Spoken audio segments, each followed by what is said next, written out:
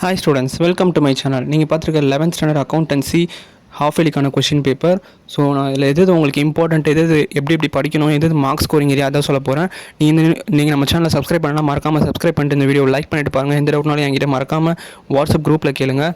So நீங்கள் பார்த்துருக்கீங்க, உங்களுக்கு ஃபஸ்ட்டு 2 சாப்டர் வந்து உங்களுக்கு தியரி தான். ஸோ தேர்ட் சாப்டர் நல்லா ஃபோக்கஸ் பண்ணுங்கள். உங்களால் தியரி படிக்க முடியல அப்படின்னா அதில் 2 மார்க் 3 மார்க் மட்டும் நல்லா படிச்சுக்கோங்க. ஸோ அப்படி நீங்கள் படிக்க முடியல, அதுவும் படிக்க முடியலன்னா அட்லீஸ்ட் 5 மார்க் படிச்சு வச்சுக்கோங்க. நம்ம முன்னாடி வீடியோலாம் போய் பாருங்கள், நான் அதில் கரெக்டாக கிளியராக சொல்லியிருப்பேன். ஸோ அந்த எரர் ஸ்பாட்டிங் அதெல்லாம் வந்து ஒன் சைடு எரர் நல்லா படிச்சுக்கோங்க, அது ஒரு 5 மார்க் வரும். ஸோ அந்த குட்வில் வந்து ரொம்பவே இம்பார்ட்டண்ட். அதே மாதிரி 10th chapter I think depreciation நினைக்கிறேன். டிப்ரிசியேஷன் ரொம்ப இம்பார்ட்டண்ட்.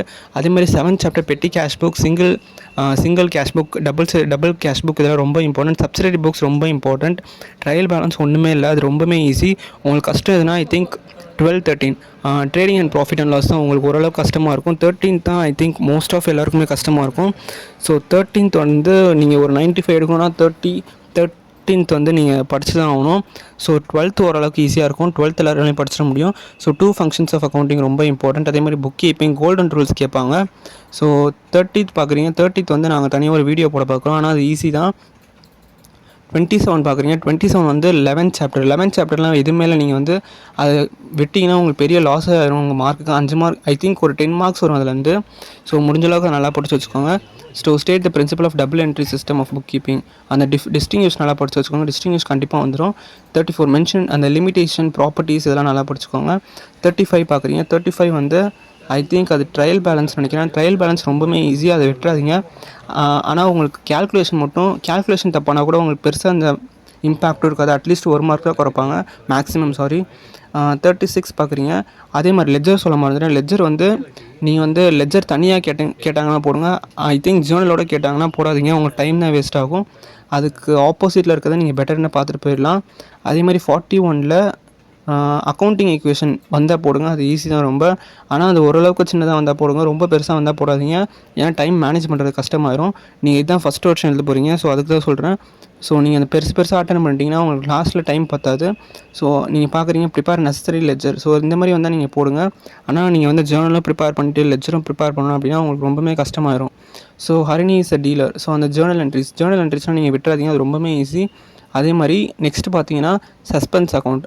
ஸோ நான் சொன்ன மாதிரியே பாருங்கள், இது சிங்கிள் சைடட் எரர் தான் ஐ திங்க், இல்லை இது டபுள் சைடட் எரர். அதுக்கப்புறம் 43A டைரக்ட் லெஜர். ஸோ அந்த பி வந்து கொஞ்சம் கஷ்டமாக இருக்கும். பேங்க் ரீகான்சிலைசேஷன் ஸ்டேட்மெண்ட்டு உங்களால் முடிஞ்சிச்சுன்னா அதை அட்டன் பண்ணுங்கள், இல்லாட்டி ஆப்போசிட்டில் இருக்கிறத டைரக்ட் லெஜர் அட்டன் பண்ணி. டைரக்ட் லெஜர் பெஸ்ட் எனக்கு தெரிஞ்சு. ஸோ 44A பார்த்துருக்கீங்க. திரும்பி ஒரு ட்ரையல் பேலன்ஸ்.